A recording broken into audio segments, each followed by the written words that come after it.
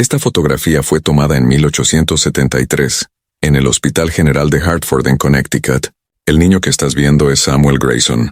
Tiene solo 11 años. Pero mira de cerca esta imagen. Mira la expresión de su rostro. La manera en que sus manos están colocadas sobre su pecho. La cicatriz que cruza su torso de una forma imposible. Samuel Grayson desafió todas las leyes de la medicina y a la misma muerte. Su caso sigue siendo uno de los misterios médicos más perturbadores e inexplicables jamás documentados. Esta fotografía que estás viendo capturó algo que nunca debería haber sido posible. Un niño que murió, fue diseccionado, y de algún modo regresó para contar exactamente lo que ocurrió mientras estaba muerto. Lo que le pasó a Samuel Grayson no puede explicarse por la ciencia médica de su tiempo. No puede explicarse por la medicina moderna, y quizá nunca pueda comprenderse de verdad dentro de ningún marco científico que poseamos. Pero la historia que vas a escuchar hoy está meticulosamente documentada, verificada por múltiples testigos médicos, y registrada con un detalle inquietante en los archivos del Hospital General de Hartford. Para comprender por completo el caso de Samuel Grayson necesitamos volver al mundo de 1873.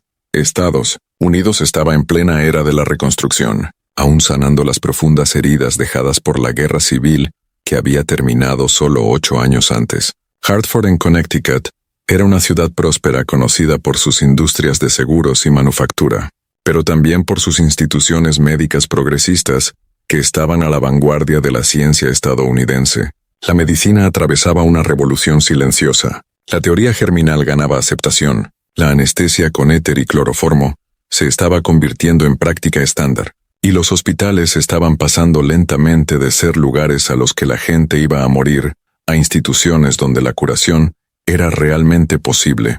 Pero todavía había mucho que los médicos no entendían sobre el cuerpo humano, en especial sobre esa línea delgada y misteriosa entre la vida y la muerte. El Hospital General de Hartford, donde Samuel Grayson se convertiría en el centro de uno de los casos más extraordinarios de la historia médica, era considerado una de las instituciones más avanzadas de Nueva Inglaterra, bajo la dirección médica del Dr. Jonathan Pierce. El hospital había implementado rigurosos protocolos de higiene, basados en las teorías revolucionarias de Joseph Lister, mantenía registros meticulosos de todos los procedimientos médicos, y contaba incluso con uno de los primeros departamentos de patología dedicados en exclusiva al estudio anatómico de pacientes fallecidos. Fue en este entorno de rigor científico en crecimiento pero aún limitado, restringido por la tecnología primitiva de la época, donde Samuel Grayson entraría en la historia de la medicina de una manera que nadie podría haber previsto o imaginado.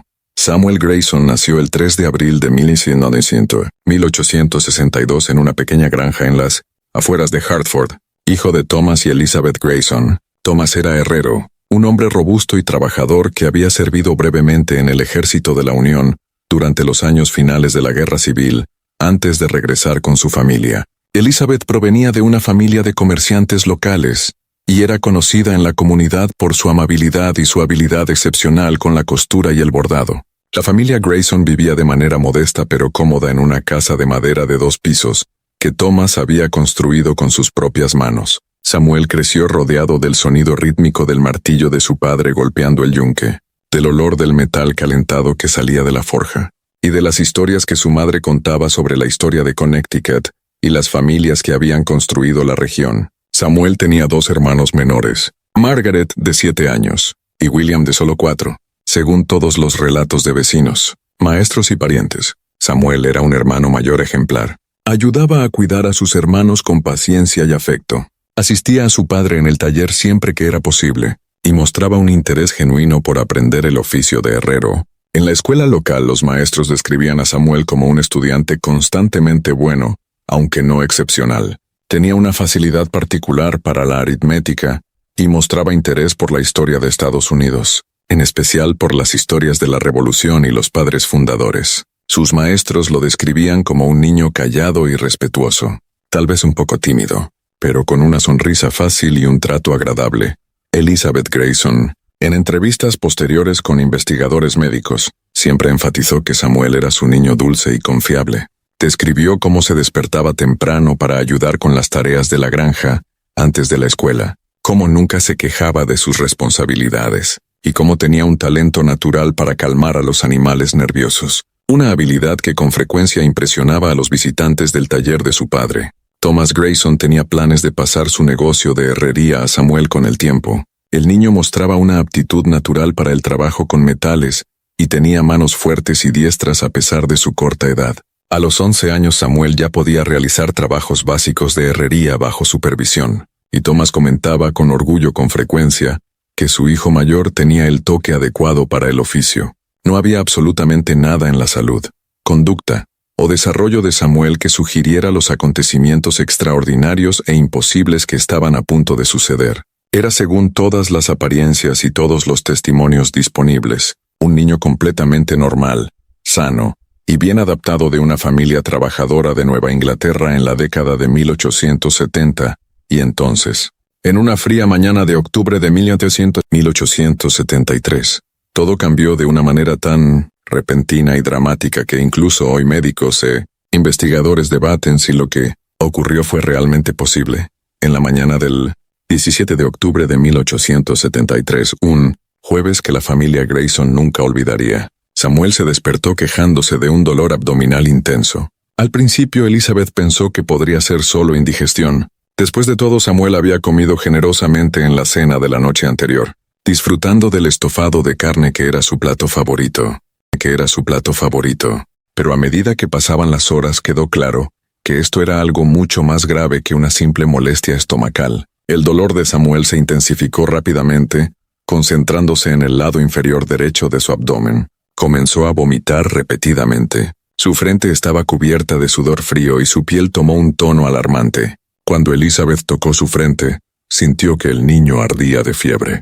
Thomas Grayson montó de inmediato hacia el pueblo para buscar al doctor Henry Abbott, el médico de la familia que había cuidado a los Grayson durante años. El doctor Abbott llegó a la granja a media tarde y realizó un examen cuidadoso de Samuel. Lo que encontró lo preocupó profundamente. Samuel mostraba todos los signos clásicos de lo que los médicos de la época empezaban a reconocer como apendicitis aguda, una condición que con frecuencia resultaba fatal en ese periodo. Cuando el doctor Abbott presionó suavemente el lado derecho del abdomen de Samuel, el niño gritó de dolor. Su temperatura estaba peligrosamente alta y comenzaba a mostrar signos de confusión mental que sugerían que la infección se estaba propagando. El doctor Abbott explicó la situación a Thomas y Elizabeth con la franqueza brutal que era común en la medicina de la época. El apéndice de Samuel estaba inflamado y probablemente infectado. Sin una intervención quirúrgica inmediata, la condición sería fatal. El apéndice acabaría por romperse extendiendo la infección por toda la cavidad abdominal, causando peritonitis y la muerte en pocos días, o incluso en horas. La cirugía de apendicectomía era un procedimiento relativamente nuevo y extremadamente arriesgado en 1873. Solo unos pocos cirujanos se atrevían a realizarlo y la tasa de mortalidad era aterradoramente alta. Aproximadamente el 70% de los pacientes no sobrevivían al procedimiento o a las infecciones que frecuentemente seguían, pero sin cirugía la muerte de Samuel estaba prácticamente asegurada. Thomas y Elizabeth enfrentaron una de las decisiones más dolorosas que unos padres pueden enfrentar. Podían dejar a Samuel en casa donde moriría con un sufrimiento creciente en las siguientes 24 a 48 horas o podían llevarlo al Hospital General de Hartford, donde existía una pequeña posibilidad quizá del 30% de que cirujanos experimentados pudieran salvarlo. La decisión se tomó rápidamente.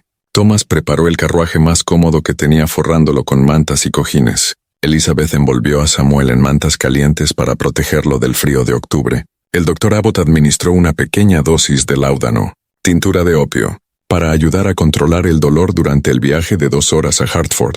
El viaje fue una tortura para todos los involucrados. Cada bache en el camino de tierra hacía que Samuel gimiera de dolor, incluso bajo el efecto parcial del láudano. Elizabeth sostuvo la mano de su hijo durante todo el trayecto, susurrando oraciones y palabras de consuelo, mientras Thomas conducía los caballos tan rápido como se atrevía, sin hacer el viaje aún más doloroso para el niño.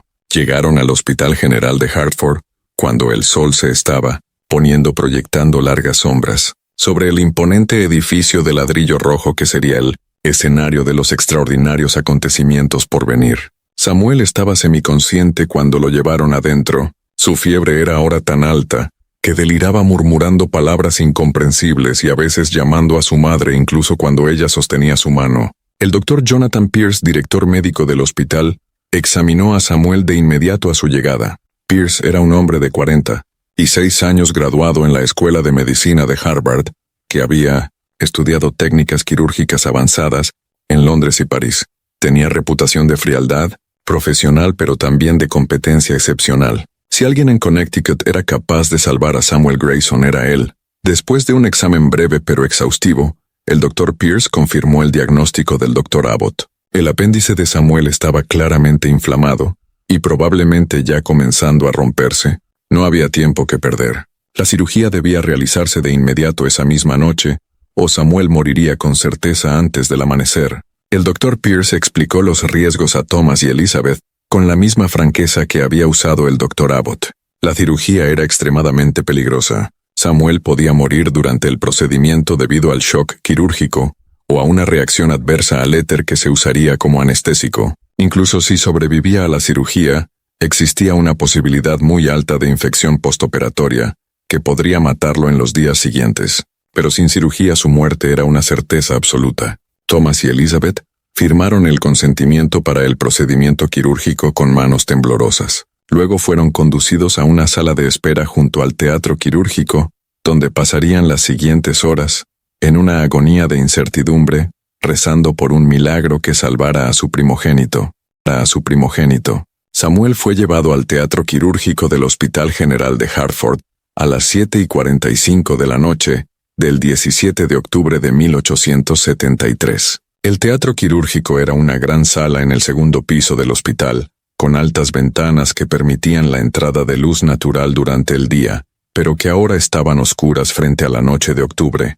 La sala estaba iluminada por varias lámparas de gas que proyectaban una luz amarillenta y temblorosa, creando sombras que danzaban en las paredes. El equipo quirúrgico estaba formado por el Dr. Jonathan Pierce como cirujano principal, el Dr. Theodore Marshall como asistente quirúrgico, y la enfermera Agnes Rothschild, una mujer experimentada de 50 años que había trabajado en hospitales de campaña durante la Guerra Civil y tenía manos firmes incluso en las situaciones más terribles. Samuel fue colocado sobre la sólida mesa quirúrgica de madera que dominaba el centro de la sala. El Dr. Marshall comenzó el proceso de administrar anestesia usando éter que goteaba cuidadosamente sobre un paño que cubría la nariz y la boca de Samuel. El niño, ya delirante por la fiebre, al principio se resistió, movió la cabeza e intentó apartar el paño que lo sofocaba, pero poco a poco, a medida que el éter hacía efecto, sus movimientos se debilitaron, su respiración se hizo más profunda,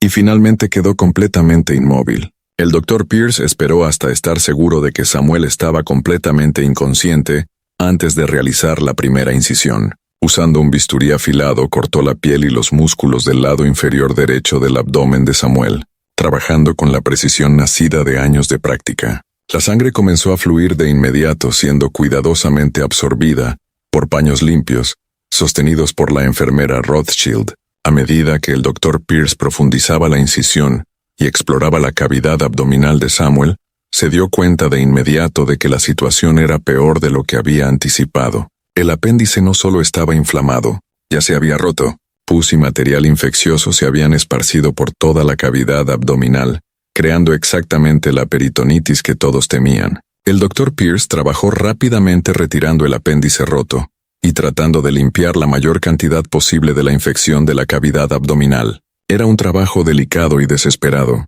Sabía por experiencia que una vez establecida la peritonitis, las posibilidades de supervivencia eran mínimas, incluso con la mejor atención quirúrgica. La cirugía duró 45 minutos. Durante todo ese tiempo el Dr. Marshall vigiló cuidadosamente la respiración y el pulso de Samuel, advirtiendo al Dr. Pierce, ante cualquier cambio preocupante. La respiración del niño se mantuvo profunda y regular bajo el efecto del éter. Su pulso permaneció fuerte y no hubo señales de que estuviera experimentando nada más allá de una inconsciencia quirúrgica profunda. Cuando el Dr. Pierce finalmente concluyó el procedimiento, suturando cuidadosamente las capas de músculo y piel, estaba moderadamente optimista.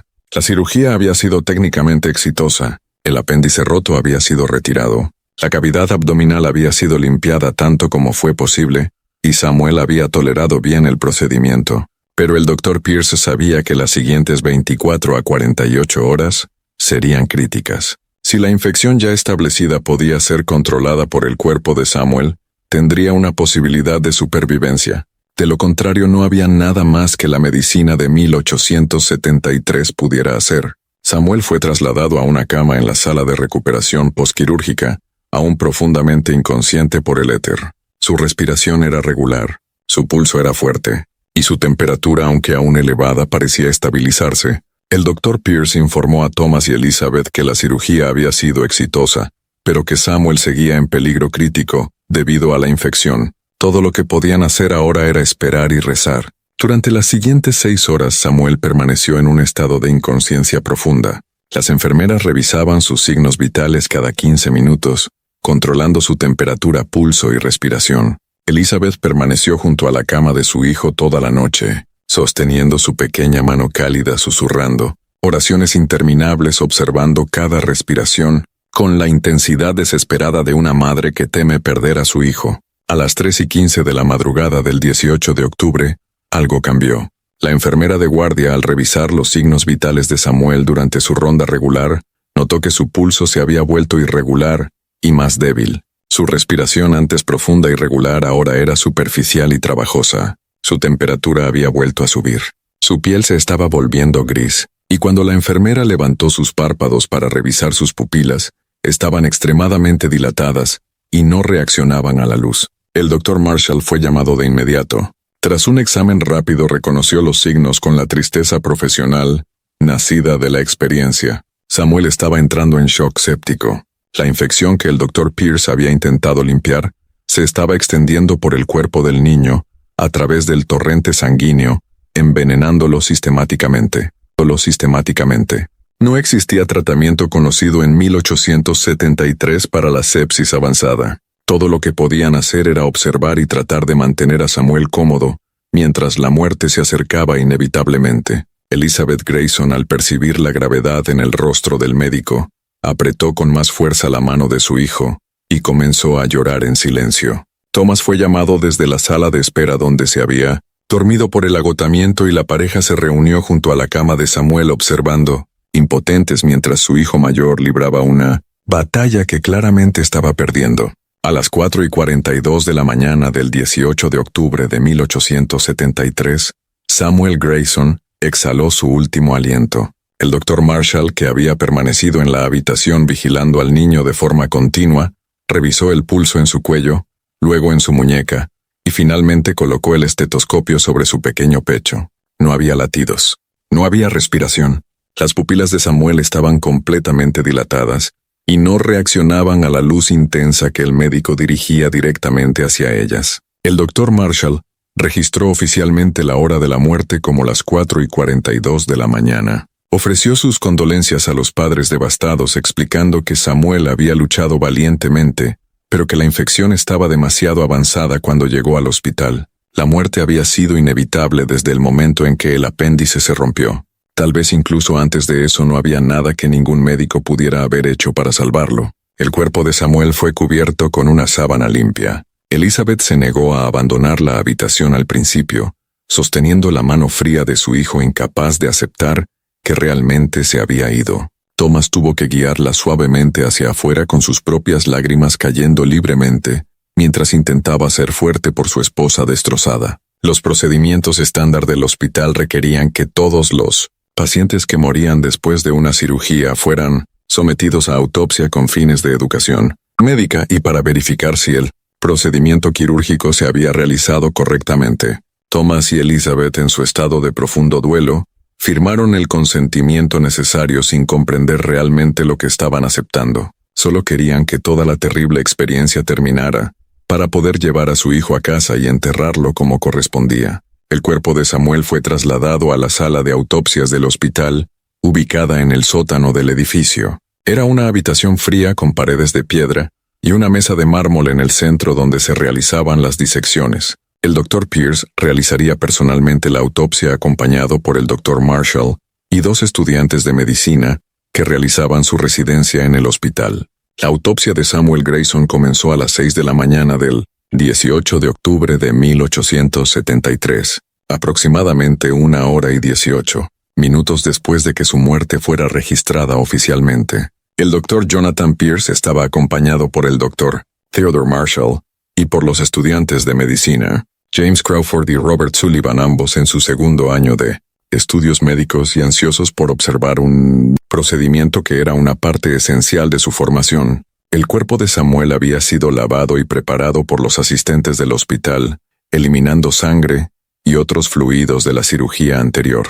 Estaba tendido sobre la fría mesa de mármol cubierto solo por una sábana delgada, desde la cintura hacia abajo. La incisión quirúrgica en el lado derecho de su abdomen era claramente visible con las suturas aún frescas y limpias. El Dr. Pierce comenzó el procedimiento metódicamente como hacía con todas las autopsias.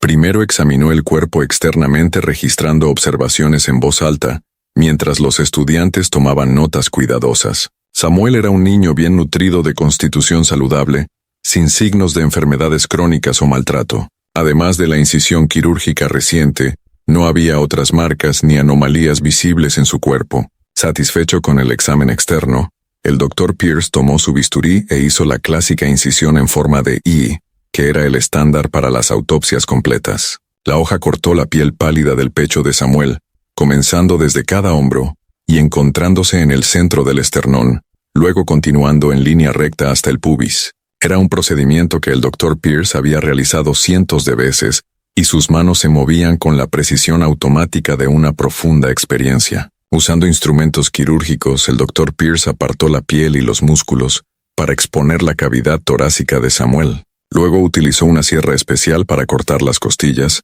permitiéndole retirar la placa ósea frontal del pecho y revelar los órganos internos, el corazón y los pulmones aún en sus posiciones anatómicas normales. Lo que el Dr. Pierce observó confirmó su evaluación clínica. El corazón de Samuel era normal en apariencia y tamaño para un niño de su edad.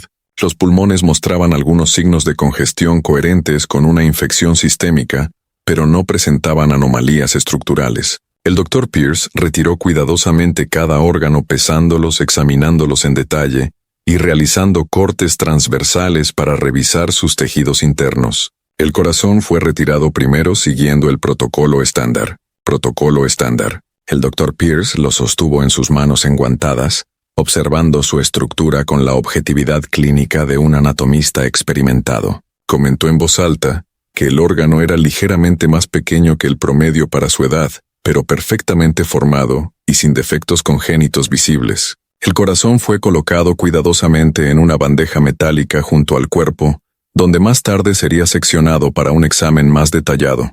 Los pulmones vinieron después, luego el hígado, el estómago, los intestinos. Cada órgano fue retirado metódicamente, examinado y dispuesto sobre la mesa de disección. El Dr. Pierce estaba en medio del examen del hígado de Samuel, haciendo observaciones sobre una leve decoloración coherente con la sepsis, cuando ocurrió algo completamente imposible. A las 6:37 de la mañana, Samuel Grayson abrió los ojos. El movimiento fue sutil al principio, solo una ligera contracción de los párpados. El Dr. Pierce, concentrado en el órgano que sostenía en sus manos, no lo notó de inmediato. Fue el Dr. Marshall quien lo vio primero con los ojos muy abiertos por el asombro absoluto. Dejó caer el instrumento que tenía en la mano. El sonido metálico resonó en la sala de piedra, atrayendo la atención de todos hacia lo que estaba sucediendo. Samuel no solo había abierto los ojos, estaba consciente. Sus ojos se movieron enfocándose primero en el techo de la sala de autopsias, luego recorriendo lentamente el lugar, observando dónde estaba y lo que había ocurrido con su cuerpo. No había confusión en su mirada, ni pánico ni terror que serían esperables en alguien que despertara en tal situación, solo una calma, una conciencia casi curiosa, como si observara algo interesante, pero distante. El Dr. Pierce revisó el pulso de Samuel en el cuello con manos temblorosas. Había latidos débiles, irregulares, pero sin duda presentes. Esto era imposible, completamente, fundamentalmente imposible. El corazón de Samuel estaba en la mesa junto a su cuerpo a más de 30 centímetros del lugar donde debía estar. No existía estructura física que pudiera estar produciendo ese pulso, y sin embargo el ritmo estaba allí, persistente y real, bajo los dedos del médico. Samuel giró lentamente la cabeza en dirección al Dr. Pierce. Sus movimientos eran deliberados pero visiblemente costosos, como si operara su cuerpo a través de conexiones debilitadas y deterioradas. Sus labios se movieron formando palabras que salieron en un susurro ronco, pero perfectamente articulado. Sabía lo que había pasado. Describió con inquietante precisión cada paso del procedimiento de autopsia. La incisión en forma de I, el sonido de la sierra cortando sus costillas, la sensación de que sus órganos eran retirados uno por uno. Pero lo más imposible de todo fue que describió haber observado todo el procedimiento desde una perspectiva externa, flotando por encima de su propio cuerpo, viendo cómo los médicos trabajaban. Samuel detalló conversaciones que habían ocurrido en el hospital durante las horas en que estuvo muerto. Sabía que el doctor Marshall había hablado con una enfermera en el pasillo del tercer piso, discutiendo el caso y lamentando que la familia no hubiera traído al niño antes. Describió la sala de espera donde sus padres aguardaban, las paredes verdes, la ventana específica, junto a la cual su madre estaba sentada, incluso la camisa azul que sostenía en sus manos mientras lloraba. No existía forma física en que Samuel pudiera conocer esas cosas. Estaba muerto cuando esas conversaciones ocurrieron, cuando su madre fue llevada a esa habitación específica. Su cuerpo estaba en el sótano del hospital, en la sala de autopsias, lejos de donde esos eventos sucedieron, y sin embargo las describió con detalles específicos que luego fueron verificados como completamente exactos. Pero las revelaciones de Samuel fueron mucho más allá de los hechos ocurridos en el hospital. Describió el proceso mismo de morir, la sensación de que su cuerpo fallaba, de que sus funciones vitales se apagaban una a una, y luego ese momento final en el que su conciencia se separó de su forma física. Habló de una transición, no de un final, un cambio de estado, no una extinción. Durante el periodo en que estuvo muerto, Samuel afirmó haber experimentado una forma completamente diferente de existencia. No estaba en un lugar específico, pero de algún modo estaba en todas partes simultáneamente. Podía observar eventos lejanos como si estuviera presente, pero no estaba limitado por la distancia ni por barreras físicas. El tiempo operaba de manera diferente. Los eventos pasados, presentes y futuros parecían accesibles al mismo tiempo, como si la linealidad temporal fuera una ilusión creada por la experiencia física. Samuel describió visiones que parecían provenir de periodos muy posteriores a 1873. Habló de estructuras imposibles, edificios que alcanzaban el cielo hechos de vidrio y metal brillante, vehículos que se movían sin caballos, viajando a velocidades que harían que los carruajes parecieran inmóviles, máquinas voladoras que cruzaban los cielos dejando rastros blancos contra el azul, pequeños dispositivos que las personas llevaban capaces de comunicarse instantáneamente a través de distancias continentales. Describió guerras libradas con armas de destrucción tan terribles que ciudades enteras podían ser aniquiladas en segundos. Máquinas que volaban más alto que los pájaros dejando caer la muerte desde el cielo. Explosiones tan brillantes que rivalizaban con el sol, capaces de borrar civilizaciones enteras. Enfermedades siendo curadas mediante medicinas que parecían milagrosas. Personas viviendo décadas más de lo que era posible en 1873. Los médicos presentes no sabían qué pensar de esas descripciones. Samuel estaba hablando de cosas que parecían salir directamente de novelas de ciencia ficción, imposibilidades técnicas que desafiaban las leyes conocidas de la física y la ingeniería, pero las describía con absoluta convicción, con detalles específicos que sugerían una experiencia genuina, más que imaginación infantil. Más inquietante que las visiones del futuro eran las cosas que Samuel describía sobre la naturaleza misma de la existencia. Habló de conciencias que existían sin cuerpos físicos, inteligencias que nunca habían sido humanas, o que lo habían sido tantas veces a lo largo del tiempo, que ya no recordaban cuándo comenzaron. Sugirió que la realidad física que experimentamos durante la vida es solo una capa, una superficie sobre profundidades mucho mayores, que normalmente permanecen invisibles. Samuel indicó que múltiples conciencias estaban de algún modo superpuestas a la suya en ese momento. Seguía siendo Samuel, aún recordaba a su familia, a su padre, enseñándole a trabajar en la forja, a su madre preparando sus platos favoritos. Pero también había algo más presente, algo antiguo y vasto, que había existido mucho antes de que Samuel naciera, y que continuaría existiendo mucho después de que su pequeño cuerpo volviera al polvo. La cualidad de la voz de Samuel cambió mientras hablaba. A veces sonaba como el niño de 11 años que era. Otras veces tenía una profundidad y madurez que sugerían algo mucho más antiguo. Hablando a través de él, su elección de palabras oscilaba entre vocabulario propio de un niño y conceptos filosóficos complejos que requerían una educación sofisticada para articular. El Dr. Pierce tomó la decisión de documentar todo meticulosamente. James Crawford fue enviado corriendo a buscar materiales para escribir. El Dr. Marshall comenzó a transcribir frenéticamente cada palabra que Samuel pronunciaba a su escritura, volviéndose cada vez más errática, mientras intentaba seguir el flujo de información imposible. La decisión de fotografiar a Samuel se tomó rápidamente. El Dr. Pierce reconoció que nadie creería lo que estaba sucediendo sin una prueba visual irrefutable. Robert Sullivan fue enviado a buscar la cámara fotográfica del hospital, aquella pesada unidad de placas de vidrio que se usaba para la documentación médica de casos importantes. Mientras esperaban el equipo, Samuel continuó hablando. Transmitió mensajes específicos para sus padres, en especial para su madre, asegurándole que no estaba sufriendo, que donde se encontraba ahora trascendía el dolor físico. Le pidió que no llorara por él, que entendiera que la muerte no era el final horrible y absoluto que todos temían. A los médicos presentes, Samuel ofreció observaciones que desafiaban sus paradigmas científicos fundamentales. Sugirió que la conciencia no era producida por el cerebro como ellos asumían, sino que el cerebro era más bien un receptor que sintonizaba con una conciencia que existía de manera más fundamental. Propuso que la muerte del cuerpo no extinguía la conciencia, sino que simplemente cambiaba su forma de expresión. Samuel habló sobre la importancia de seguir persiguiendo el conocimiento científico, pero también sobre reconocer las limitaciones de las herramientas materiales para comprender los aspectos no materiales de la existencia. Sugirió que existían misterios a los que los bisturíes y los microscopios nunca podrían llegar, pero que eran tan reales como cualquier cosa medible por la ciencia. La cámara llegó y Robert Sullivan la preparó con manos visiblemente temblorosas. La exposición fotográfica sería larga 30 segundos en las débiles condiciones de luz de la sala de autopsias. Durante todo ese tiempo Samuel debía permanecer completamente inmóvil con los ojos fijos en el objetivo. El Dr. Pierce posicionó cuidadosamente el cuerpo de Samuel.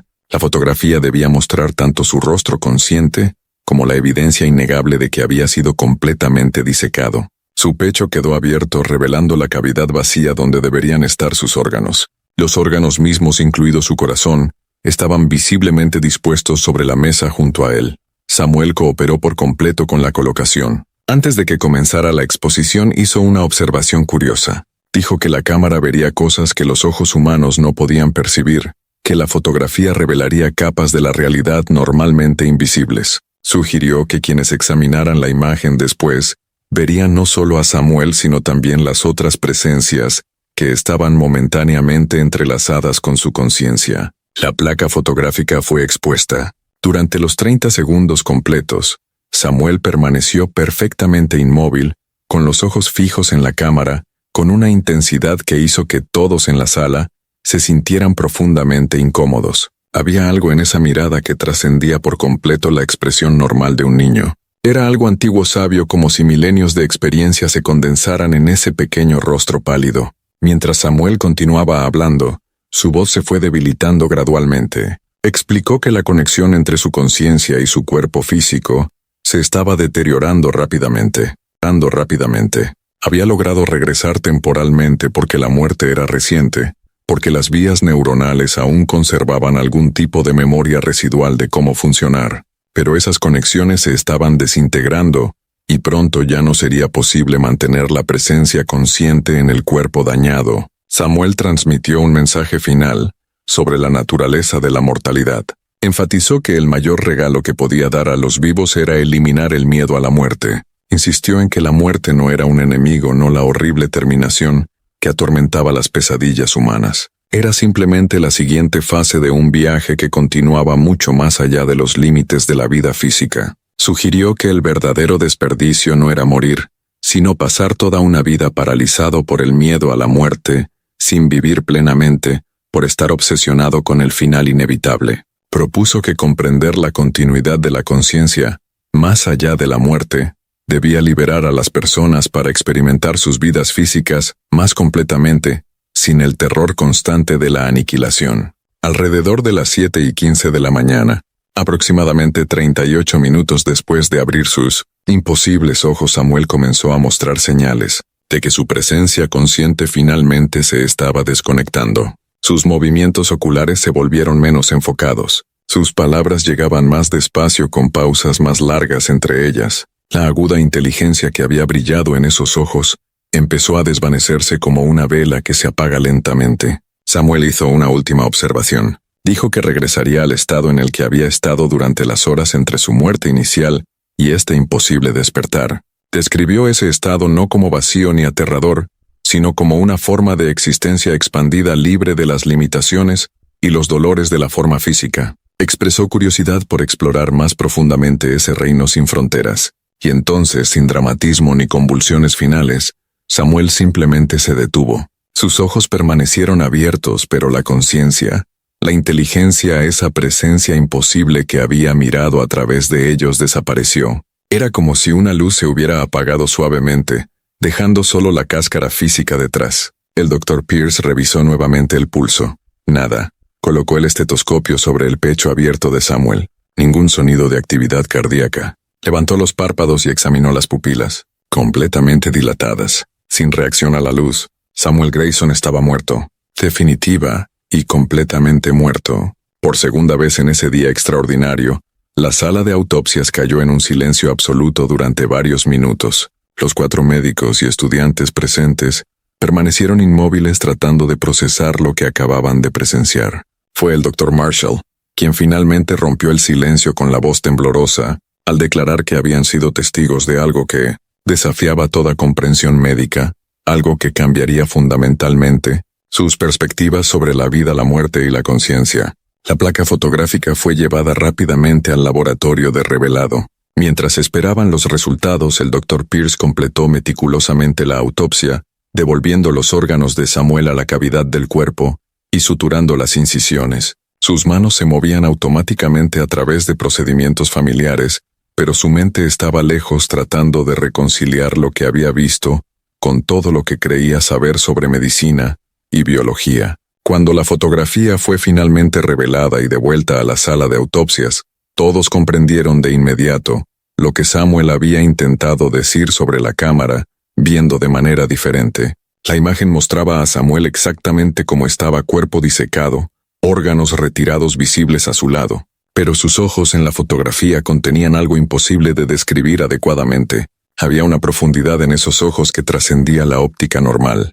Parecía que uno podía mirarlos infinitamente, capa tras capa, revelándose más cuanto más se observaba. Algunos que examinaron la fotografía después juraron ver formas, rostros tal vez, o símbolos, o complejos patrones geométricos, moviéndose en las profundidades de esas pupilas capturadas. La fotografía tenía una cualidad perturbadora que afectaba a todos los que la veían. Las personas reportaban sensaciones extrañas al mirarla, como si fueran observadas a su vez, como si la imagen no fuera simplemente un registro pasivo, sino algo que retenía cierta cualidad activa de la conciencia que había habitado ese cuerpo momentáneamente. Thomas y Elizabeth Grayson fueron informados con cuidado sobre los acontecimientos del día. El Dr. Pierce decidió compartir la información suficiente para darles algo de consuelo, en especial las últimas palabras de Samuel, asegurando que no estaba sufriendo, pero omitió los detalles más perturbadores sobre la autopsia y el imposible despertar. Elizabeth recibió el mensaje de su hijo con lágrimas que eran a la vez de dolor y de una extraña forma de alivio. Si Samuel realmente había regresado solo para tranquilizarla, entonces tal vez la muerte no era el abismo aterrador que siempre había imaginado. Tal vez realmente existía una continuidad, como él había sugerido, más allá del velo que separa a los vivos de los muertos. El cuerpo de Samuel fue preparado para el funeral. Las extensas incisiones fueron cuidadosamente suturadas y fue vestido con su mejor traje. El ataúd se cerró rápidamente, impidiendo que los familiares examinaran de cerca las cicatrices que marcaban su pecho. El funeral tuvo lugar 3 días después, un servicio sencillo en la iglesia congregacional de la familia. Samuel fue enterrado en el cementerio de Cedar Hill, bajo un gran roble. Su lápida era simple, registrando solo su nombre, fechas de nacimiento y muerte, y las tradicionales palabras de descanso eterno. No había mención alguna de las circunstancias extraordinarias que habían rodeado sus últimos momentos, pero para quienes estuvieron presentes, En aquella sala de autopsias en octubre de 1873 la experiencia fue profunda y permanentemente transformadora. El Dr. Pierce pasó los meses siguientes compilando un informe detallado y meticuloso, documentando cada aspecto observable del caso. Incluyó transcripciones completas de las palabras de Samuel, observaciones médicas detalladas y la fotografía imposible. El informe fue presentado a la Junta Médica de Connecticut en diciembre de 1873. Las reacciones oscilaron entre fascinación científica y escepticismo absoluto. Algunos médicos acusaron a Pierce de fraude o ilusión. Otros se mostraron intrigados pero inseguros de cómo interpretar la evidencia. Sin embargo, la fotografía era innegable. Mostraba claramente un cuerpo disecado con una conciencia imposible. Copias del informe y de la fotografía fueron enviadas a instituciones médicas de América y Europa. Las respuestas fueron unánimemente perturbadas. Expertos en anatomía confirmaron que la fotografía mostraba genuinamente un cuerpo sometido a una autopsia completa. Expertos en fotografía examinaron la placa original y no encontraron evidencia de manipulación o engaño. El Dr. Pierce continuó estudiando el caso durante el resto de su carrera. Conservó la fotografía original en su oficina, donde se convirtió en objeto de silenciosa peregrinación para médicos visitantes interesados en misterios médicos.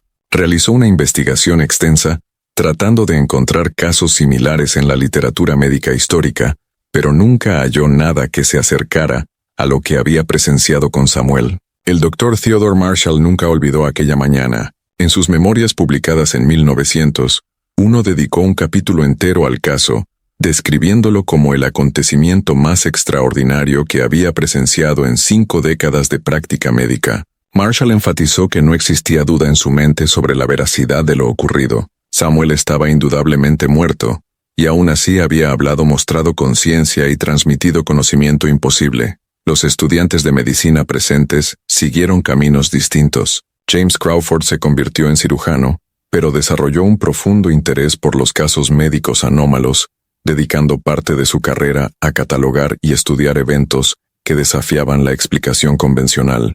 Robert Sullivan abandonó por completo la medicina, convirtiéndose en filósofo y dedicando su vida académica al estudio de la naturaleza de la conciencia y su relación con el sustrato físico. La fotografía de Samuel se convirtió en uno de los documentos médicos más controvertidos y estudiados del siglo XIX.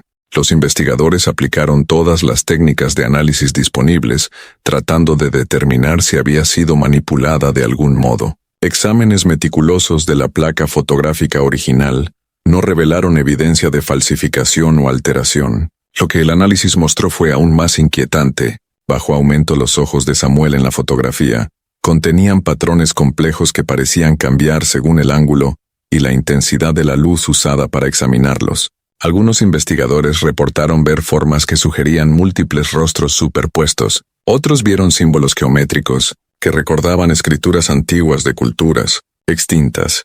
Las personas que pasaban tiempo prolongado examinando la fotografía reportaban con frecuencia efectos psicológicos peculiares. Los dolores de cabeza eran comunes. Algunos experimentaban sueños vívidos en las noches siguientes, sueños en los que flotaban sobre sus propios cuerpos, observando sus vidas desde perspectivas externas y desapegadas. Otros describían sensaciones inexplicables de ser observados por la imagen, incluso cuando estaba guardada fuera de la vista. Elizabeth Grayson vivió hasta 1912, alcanzando casi 70 años. En los años posteriores a la muerte de Samuel, compartía con frecuencia el mensaje que el Dr. Pierce le había transmitido, las últimas palabras de su hijo, sobre no temer a la muerte. Sus amigos notaron que Elizabeth mostraba una aceptación inusual de la mortalidad, una paz que parecía provenir de un conocimiento más profundo que el consuelo religioso convencional. En sus últimos años, cuando su propia muerte se acercaba a causa de una enfermedad cardíaca progresiva, Elizabeth confesó a su pastor que no temía lo que estaba por venir. Habló de las palabras de Samuel sobre la muerte como una puerta hacia otra forma de existencia. Expresó genuina curiosidad por lo que encontraría al otro lado de esa puerta. Thomas Grayson nunca se recuperó del todo de la pérdida. Continuó trabajando hasta su muerte en 1889, pero los vecinos notaron un cambio profundo en su personalidad. Se volvió más callado, más contemplativo. Conservó la camisa azul de Samuel, la misma que Elizabeth había sostenido en la sala de espera colgada en su habitación, como recuerdo de su hijo perdido. Margaret y William Grayson crecieron escuchando historias sobre el hermano, que habían conocido solo brevemente. Ambos vivieron vidas largas y relativamente normales, pero cargaron siempre la sensación de que su familia había sido tocada por algo extraordinario, que trascendía la experiencia común. El Hospital General de Hartford mantuvo registros meticulosos del caso en sus archivos médicos.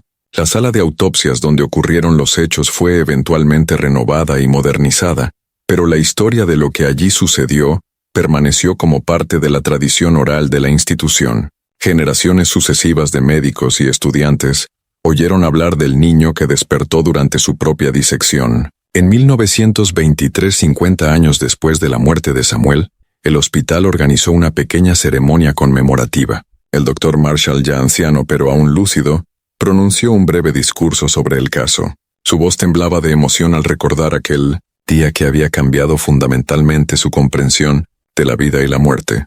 En las décadas siguientes, el caso de Samuel continuó atrayendo el interés de investigadores de campos cada vez más diversos. Los parapsicólogos lo estudiaron como posible evidencia de experiencias fuera del cuerpo. Los neurocientíficos debatieron si representaba algún tipo de actividad neural residual extremadamente rara. Los filósofos lo utilizaron en argumentos sobre la relación entre la conciencia y el sustrato físico. En 1968, el Dr. Raymond Moody descubrió los registros detallados del caso mientras investigaba para su libro sobre experiencias cercanas a la muerte. Moody quedó impresionado por las similitudes entre lo que Samuel había descrito y los relatos de miles de personas que habían experimentado muerte clínica temporal y habían sido reanimadas mediante técnicas médicas modernas.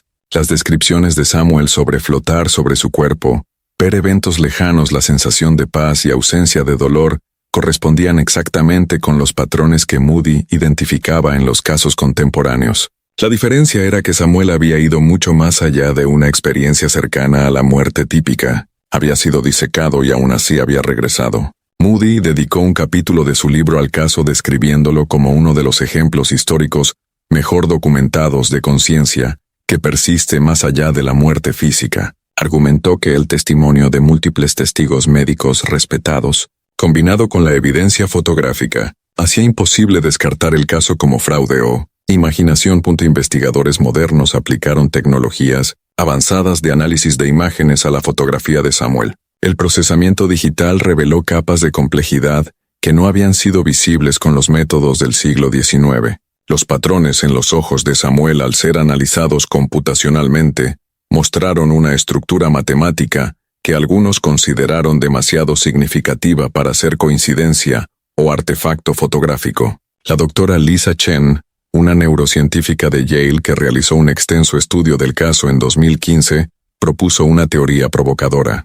Sugirió que Samuel pudo haber experimentado una forma extrema de conciencia, distribuida a un estado en el cual la actividad consciente no se localizaba únicamente en el cerebro, sino que de algún modo se extendía por todo el sistema nervioso e incluso más allá del cuerpo físico. La teoría de Chen proponía que en circunstancias extremadamente raras la conciencia podía persistir temporalmente de manera independiente a las estructuras neuronales que normalmente consideramos necesarias para su existencia. Especuló que el trauma de la muerte repentina combinado con la intervención quirúrgica mientras el cuerpo aún estaba relativamente fresco pudo haber creado condiciones únicas que permitieron esa persistencia anómala. La tumba de Samuel en el cementerio de Cedar Hill se ha convertido con los años en un sitio de peregrinación silenciosa para quienes se interesan en los misterios médicos y las experiencias cercanas a la muerte. Los visitantes suelen dejar pequeños objetos, piedras, flores, notas escritas, como forma de reconocer el papel único que Samuel desempeñó al desafiar nuestra comprensión de la mortalidad. La lápida original fue reemplazada en 1973 en el centenario de su muerte por un marcador más elaborado financiado con donaciones de asociaciones médicas y grupos de investigación sobre la conciencia. La nueva lápida incluía una inscripción adicional: aquel que regresó para decirnos que la muerte es solo una puerta. Más de 150 años después de su muerte, Samuel Grayson sigue siendo uno de los casos médicos más extraordinarios e inexplicables jamás documentados. Su caso resiste una categorización sencilla y desafía las explicaciones convencionales. La evidencia sugiere con fuerza que no fue un fraude. Los testigos fueron numerosos, respetados y coherentes en sus relatos. La fotografía es genuina, sin signos de manipulación. Ninguna condición médica conocida explica adecuadamente todos los aspectos del caso. ¿Cómo pudo Samuel conocer hechos que ocurrieron lejos de su cuerpo mientras estaba muerto? ¿Cómo pudo describir conversaciones privadas que tuvieron lugar en distintas partes del hospital? ¿Cómo pudo tener visiones de tecnologías y eventos que estaban décadas o siglos en el futuro? El caso de Samuel se cita con frecuencia como una de las pruebas más sólidas de que la conciencia puede existir independientemente del cuerpo físico, de que hay más en la experiencia humana que procesos puramente materiales, pero sigue siendo profundamente controvertido, desafiando tanto a los materialistas que insisten en que la conciencia es solo un producto de la actividad cerebral, como a los creyentes religiosos cuyas doctrinas sobre la vida después de la muerte no acomodan fácilmente los regresos temporales. Lo que hace que el caso sea particularmente convincente no es solo su naturaleza extraordinaria, sino la calidad excepcional de su documentación. El Dr. Pierce y su equipo crearon un registro meticuloso que permite a los investigadores modernos examinar el caso con herramientas analíticas que no existían en el siglo XIX. Las transcripciones, las observaciones médicas y especialmente la fotografía proporcionan evidencia tangible que sigue resistiendo el escrutinio escéptico. Cuando miramos hoy la fotografía de Samuel, ese niño de 11 años tendido sobre una mesa de autopsias con el pecho abierto, los órganos visibles junto a su cuerpo, pero los ojos abiertos y atentos, llenos de esa inteligencia imposible, nos enfrentamos a preguntas fundamentales sobre la naturaleza de la vida, la muerte y la conciencia. La imagen desafía nuestra necesidad humana de categorizar la experiencia en binarios simples, vivo o muerto, consciente o inconsciente, físico o espiritual. Samuel existe en esa fotografía en un estado que parece trascender todas esas categorías, ocupando simultáneamente múltiples realidades que nuestra comprensión convencional insiste en que deben ser mutuamente excluyentes. Samuel nos dejó un mensaje que trasciende los detalles de su caso individual. Sus observaciones sobre no temer a la muerte, sobre que la muerte es simplemente una transición y no un final, resuenan a través de las décadas y continúan ofreciendo consuelo a quienes enfrentan su propia mortalidad o lloran la pérdida de seres queridos. La historia de Samuel sugiere que nuestra ansiedad cultural hacia la muerte podría basarse en malentendidos fundamentales sobre su naturaleza. Si la conciencia realmente persiste más allá de la disolución física, si hay continuidad en lugar de aniquilación, entonces el terror que asociamos con la mortalidad podría estar en gran medida injustificado. Esto no es algo que la ciencia pueda afirmar de manera definitiva, pero es una posibilidad que casos como el de Samuel nos invitan a considerar con seriedad. El impacto del caso en las vidas personales de quienes lo presenciaron fue profundo y duradero. El Dr. Pierce escribió en sus diarios privados descubiertos después de su muerte que aquella mañana de octubre había cambiado fundamentalmente su perspectiva sobre su trabajo médico. Comenzó a ver a sus pacientes no solo como máquinas biológicas que debían repararse, sino como conciencias que habitaban temporalmente formas físicas. Este cambio de perspectiva lo convirtió, según todos los testimonios, en un médico más compasivo y eficaz. El Dr. Marshall reportó en su correspondencia privada que el caso lo había liberado del miedo a la muerte que lo atormentaba desde la infancia. Ver a Samuel regresar desde aquella frontera final para transmitir mensajes de continuidad y paz había eliminado el terror existencial que dominaba sus pensamientos nocturnos. Describió sentirse liberado para vivir más plenamente sin la sombra constante de la aniquilación sobre cada experiencia. Los estudiantes de medicina fueron transformados de maneras diferentes pero igualmente profundas. Crawford desarrolló una reputación por nunca descartar los síntomas o experiencias de los pacientes como meramente psicológicos o imaginarios. Mantuvo una mente abierta a posibilidades que trascendían las explicaciones médicas convencionales, una actitud que a veces lo puso en conflicto con colegas más ortodoxos, pero que también lo llevó a realizar varios descubrimientos clínicos importantes. Sullivan, quien abandonó la medicina por completo Pasó décadas enseñando filosofía en pequeñas universidades de Nueva Inglaterra. Sus cursos sobre la naturaleza de la conciencia eran legendarios por su profundidad y por la manera en que desafiaban a los estudiantes a cuestionar sus suposiciones fundamentales sobre la realidad. Nunca habló públicamente en detalle sobre el caso de Samuel, pero quienes lo conocían sabían que aquella mañana en el hospital de Hartford había definido el curso entero de su vida intelectual. La fotografía de Samuel viajó ampliamente por círculos médicos y científicos durante las décadas posteriores a su muerte. Se hicieron y distribuyeron copias apareciendo en conferencias médicas, en publicaciones académicas y finalmente en museos médicos dedicados a casos históricos extraordinarios. Cada generación de médicos e investigadores la redescubría aplicando nuevas teorías y tecnologías en un intento por comprender lo que la imagen realmente capturaba.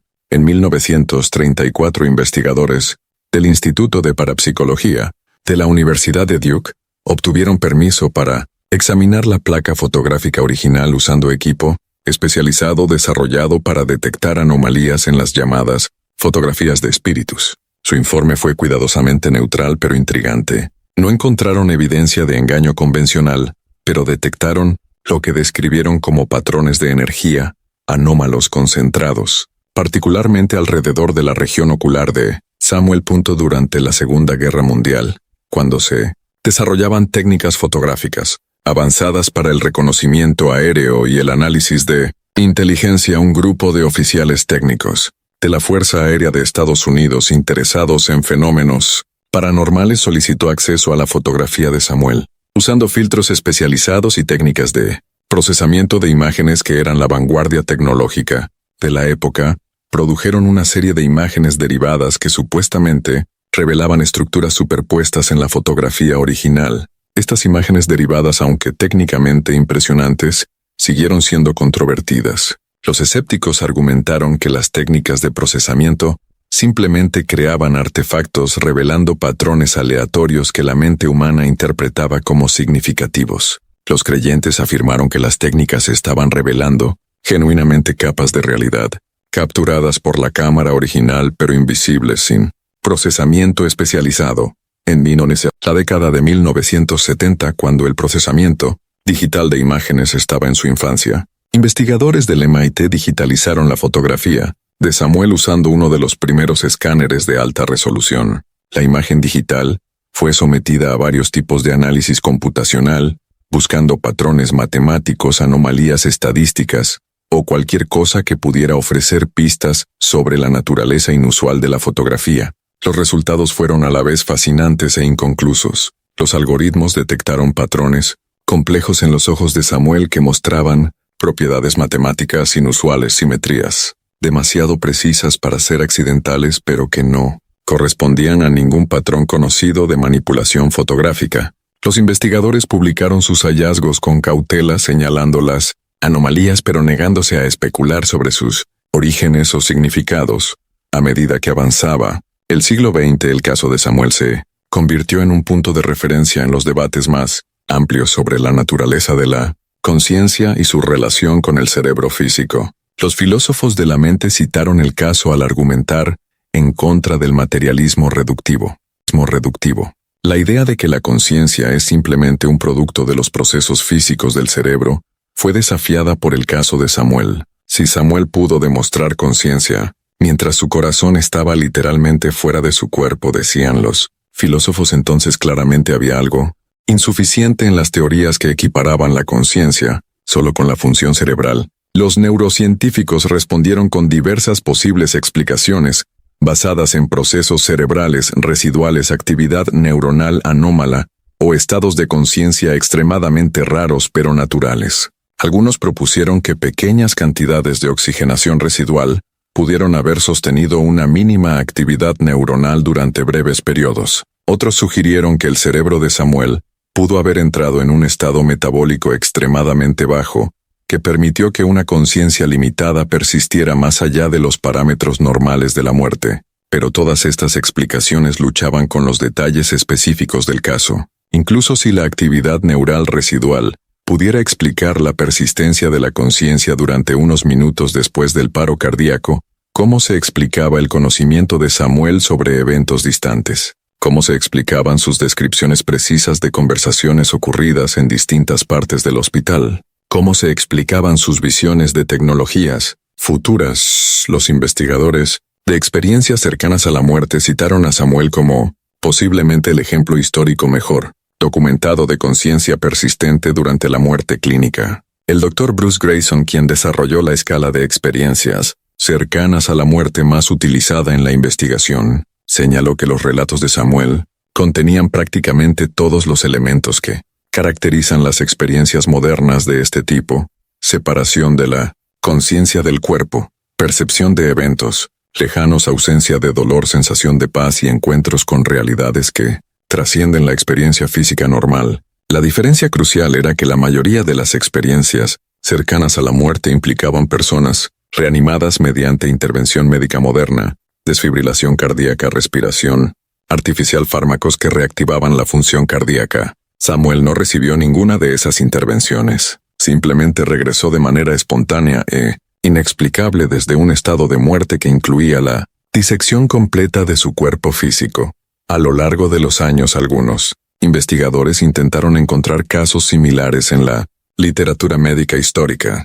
Buscaron registros de otras personas que hubieran despertado durante autopsias o que hubieran demostrado conciencia tras una muerte clínica verificada sin intervención médica de reanimación. Se identificaron algunos casos superficialmente parecidos, pero ninguno contaba con la rigurosa documentación, los múltiples testigos, o especialmente la evidencia fotográfica, que hacían único el caso de Samuel. Hubo informes de personas declaradas muertas que despertaron poco antes del entierro, pero esos casos generalmente podían explicarse como diagnósticos prematuros de muerte, en una época sin criterios médicos rigurosos. También hubo informes de conciencia durante estados de coma profundo, pero no implicaban disección física del cuerpo.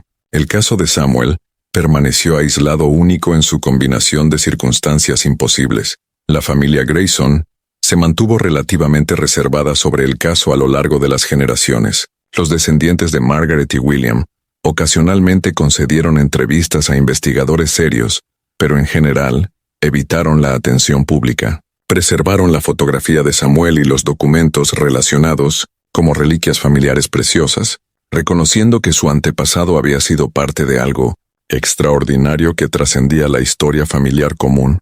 En 2003, durante renovaciones en lo que había sido el Hospital General de Hartford, los trabajadores descubrieron una colección de antiguos registros médicos almacenados en un sótano olvidado. Entre esos documentos se encontraba el cuaderno original de observaciones del Dr. Pierce sobre el caso de Samuel, que incluía bocetos anatómicos detallados y transcripciones manuscritas de las palabras del niño. Estos documentos fueron donados a los archivos médicos históricos de Connecticut, donde fueron cuidadosamente preservados y digitalizados para los investigadores. El redescubrimiento de estos registros originales generó una nueva ola de interés en el caso. Los investigadores que antes conocían el caso solo por fuentes secundarias pudieron examinar documentación primaria de testigos directos.